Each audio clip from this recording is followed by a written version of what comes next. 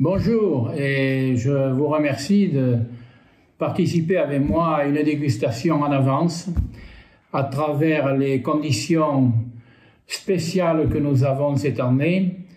Ce virtual testing, je l'apprécie bien sûr.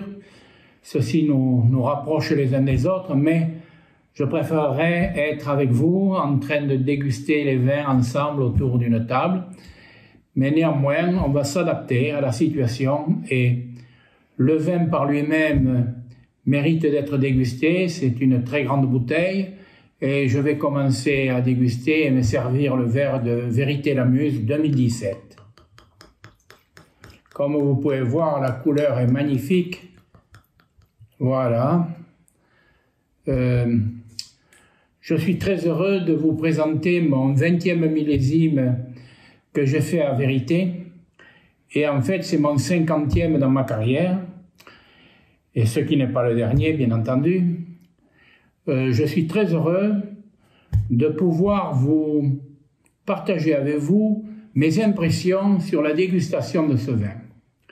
Néanmoins, le millésime 2017 fut une année assez remarquable où la climatologie a été très favorable à la culture de la vigne sur ces terrains secs de la Sonoma, sur les 4 appellations où j'ai les différents micro-crus dans l'assemblage des vins de Vérité et notamment de la Muse.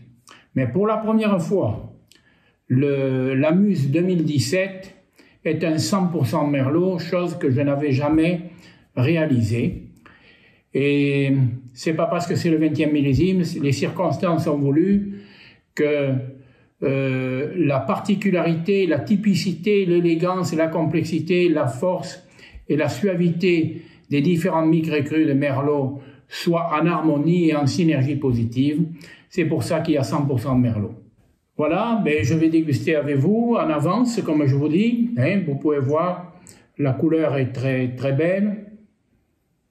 Le nez pour un Merlot qui d'habitude est assez timide, se trouve être assez démonstratif dans les épices. Les notes de fruits rouges, fruits noirs. Il a beaucoup de chair et à la fois de minéralité, ce qui est un paradoxe à Bordeaux, mais qui ne l'est pas dans la Sonoma et Vérité spécialement avec la Muse. On sent les arômes très longs. Pour un vin jeune comme ça, c'est assez impressionnant de voir un Merlot qui s'exprime avec autant de générosité. Donc, je vais verser ce vin de la joie dans mon verre et commencer à déguster avec vous virtuellement, mais oh là là, je suis toujours émerveillé par la couleur qui coule de ce La Joie 2017 qui est absolument magnifique. Ce fut une année assez remarquable pour la culture avec des températures très favorables à l'élégance, aux fruits, aux épices, à la minéralité et surtout des pluies l'hiver qui ont permis de redonner à la terre de la force en sous-sol pour les vieux pieds de vigne qui font partie de mon assemblage, puisque ce sont des vignes qui ont minimum 20 ans, qui vont dans les assemblages des vins de Vérité et de la Joie, et beaucoup de vignes qui ont 30-35 ans, jusqu'à 2400 pieds d'altitude, c'est-à-dire près de 700 mètres, ce qui est très rare.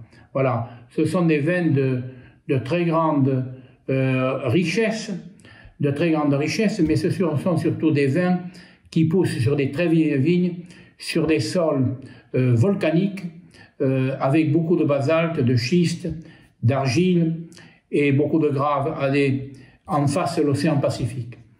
Donc, les Cabernet Sauvignon, ce sont des petits grains, ce sont des petites grappes, ce sont des rendements de 30 à 35 hectolitres hectare.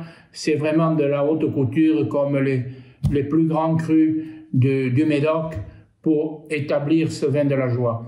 Mais la Joie est dans la Sonoma, la Joie est sur une multiplicité de micro-crus. Et la Joie est un assemblage de Cabernet Sauvignon, de Cabernet Franc, de Merlot et de Petit Verdot.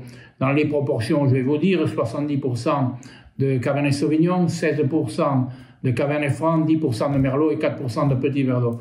Donc c'est un peu un classique Pauillac, même si le Cabernet Franc est un peu dominant par rapport au Merlot. Mais ce sont les épices du Cabernet Franc qui font la complémentarité de la force et de l'élégance du Cabernet Sauvignon pour la suavité du Merlot en derrière et la minéralité des Petits Verdot, surtout sur des terroirs si élevés et frais la nuit. De suite, il y a eu une explosion de fruits noirs, de fruits rouges. En bouche, dès que le vin arrive dans votre palais, vous avez un panier de fruits où il est assez difficile de préciser quel fruit domine, tellement c'est complexe. Ça, c'est le Cabernet Sauvignon des montagnes que nous avons sur des tout petits grains. Les épices que vous allez trouver dans ce vin sont mêlées aux fruits, mais sont surtout les résultats des épices du Cabernet Franc. Parce que le Cabernet Franc a toujours des secrets cachés par sa subtilité, qui aident à adoucir la force du Cabernet Sauvignon. Et le Merlot par lui-même apporte la rondeur, la caresse, pour amener ce vin à une suavité impressionnante. Et le Petit Verdot, à la fin, il apporte sa note de minéralité qui a tendance à poncer les tanins. Et aujourd'hui, vous avez un équilibre, même pour ce vin jeune, absolument merveilleux. Et comme beaucoup savent, le Désir est mon assemblage basé sur le Cabernet Franc. Et beaucoup savent aussi que le Cabernet Franc est mon cépage peut-être favori pour des raisons sentimentales, pour des raisons festives, pour des raisons amicales avec le cépage, pour des raisons de relation avec le terroir. En fait, je suis sensible, j'ai toujours été très sensible à l'expression du Cabernet Franc en amenant les messages de la terre dans le verre, notamment par les épices. Donc, c'est la première fois, néanmoins, dans mon 18e millésime du Désir, que je mets autant de Cabernet Franc dans l'assemblage, puisqu'il y a 80% de Cabernet Franc. Et ça, c'est quand même quelque chose qui m'amène à réfléchir sur pourquoi pas 100% Cabernet Franc un jour, et la question m'est posée par moi-même. Vous voyez cette robe, cette belle couleur robe avec rubis également, avec la couronne autour du verre qui est rouge rubis, ce qui est un signe de fraîcheur, de minéralité, de bon équilibre, d'acidité. Sans vouloir être technicien, c'est un bon équilibre entre l'acidité et le pH, c'est-à-dire l'acidité du vin, ce qui prouve que le vin pourra vieillir longtemps. Il ne sera pas, disons, dans une phase de vie courte, mais il sera dans une phase de vie longue. Et dès que je porte mon verre pour le sentir, je sens beaucoup de fruits rouges, mais je sens beaucoup de la framboise, de la groseille, beaucoup d'épices également. Les épices sont en harmonie avec les saveurs aromatiques. Certes, dès qu'on amène ce vin dans sa bouche, immédiatement, c'est une explosion de plaisir. C'est une explosion de fruits rouges, c'est une expression d'épices, c'est une expression d'élégance, de suavité mais de force. Sans aucun doute, c'est ce que j'appelle, c'est un vin qui chante dans le verre.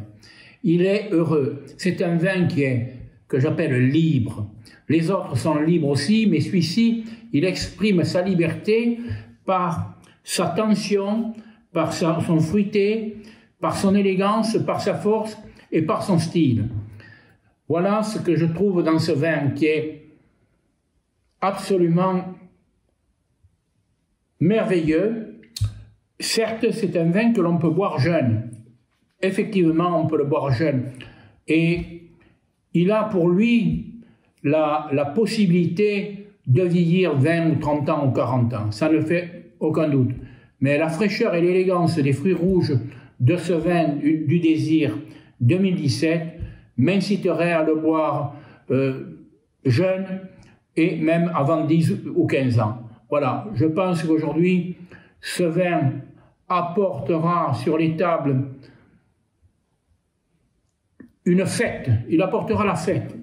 Sans aucun doute, il apportera la fête. Et cette fête, je suis content en avance de la partager avec vous et je vous souhaite une très bonne dégustation. Merci à vous tous.